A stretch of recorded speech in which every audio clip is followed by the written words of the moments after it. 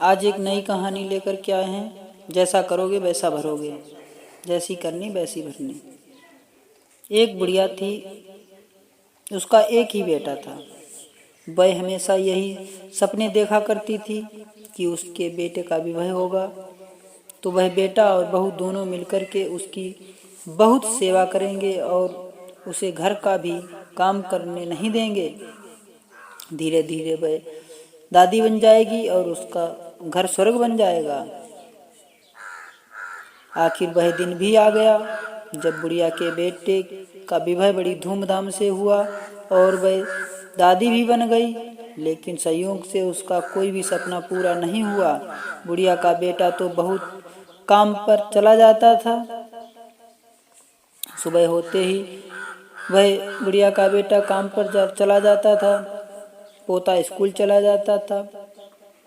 तब बहू उसके साथ बहुत बुरा व्यवहार करती थी।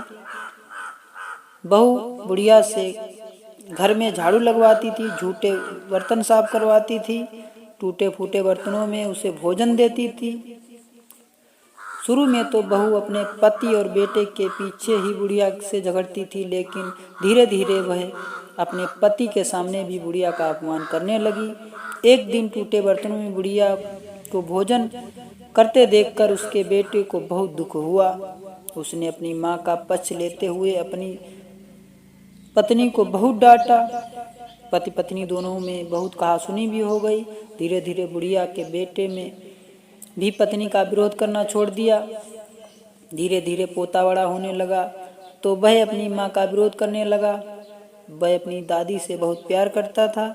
अपनी दादी परमा द्वारा किए गए अत्याचारों को देखकर उसे बहुत दुख होता था। उसे अपनी दादी से हमदर्दी और सहानुभूति थी। अपनी माँ के डर से वह दादी की कुछ भी मदद नहीं कर सकता था। धीरे धीरे पोता बड़ा हो गया और उसका विवाह भी हो गया। पोते की नई बहू छिप छिप कर अपनी दादी सास पर होते अत्याचारों को चुपचाप देखती रहती थी। लेकिन पतोहू तो बुढ़ापे में दादी सास के काम करवाना जरा भी अच्छा नहीं लगता था। जब कभी पतोहू बुढ़िया के काम करने में मदद करती तो उसकी सास उसे खूब डांटती थी। जब कभी दादी सास को रोते हुए देखती थी तो वह उसे बहुत दुख होता था। एक बार बुढ़िया बीमार पड़ गई और परलोक सिधार गई। अब बुढ़िया की बहू, जो पोते की बहू थी, वह भी घर का सारा काम कराती और उसके साथ अभद्र व्यवहार करने लगी। जैसा कि वो अपनी सासू जी से करती थी उसी प्रकार से उसने भी वही सीख लिया और वो भी उसी प्रकार से करने लगी। पोते की बहू की ने देखा कि सास की तरह भी उस पर भी अत्याचार कर रही है तो उसने बदला लेने की ठान ली। वह भी अपनी सास से वैसा व्यवहार करने लगी जैसा व्यवहार उसकी सास अपनी सास से करती थी।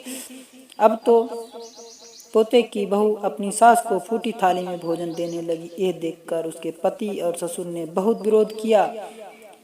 पोते की बहू ने अपने ससुर और पति से कहा, मेरी दादी सास जितनी मेहनती और सीधी थी, जब माताजी उन्हें फूटी थाली में भोजन देती थी तब तुम कुछ क्यों नहीं कहते थे? उन पर होने वाले अत्याचारों को तुम दोनों चुपचाप देखते रहते थे। तब क्या तुम्हारे मुख पर ताला पड़ गया था? यदि किसी ने माताजी की पैरवी की तो मुझसे बुरा कोई नहीं होगा। पोते की बहू की बातें सुनकर उसका पति और ससुर कुछ नहीं बोले। उन्होंने भी उसका विरोध करना छोड़ दिया। ससुर को अपनी पत्नी के साथ अभद्र व्यवहार देखकर बहुत गुस्सा भी आता था। जब ससुर पोते की बहू को डांटने लगे तो वह उसके साथ भी अभद्र व्यवहार करने लगी। सास ससुर अकेले में बैठकर अपने सुख दुख की बातें करते थे और यही सोचते थे कि जैसा करोगे वैसा भरोगे। इस कहानी से हमें क्या सीख मिली? अगर इस कहानी से एक नई सीख मिली है तो दोस्तों वीडियो को लाइक और चैनल को सब्सक्राइब जरूर करें। इस कहानी से हमें यही शिक्षा मिलती है कि जैसा हम करते हैं वैसे ही आने वाला आगे जो भी समय है मेरे साथ भी वही होने वाला है।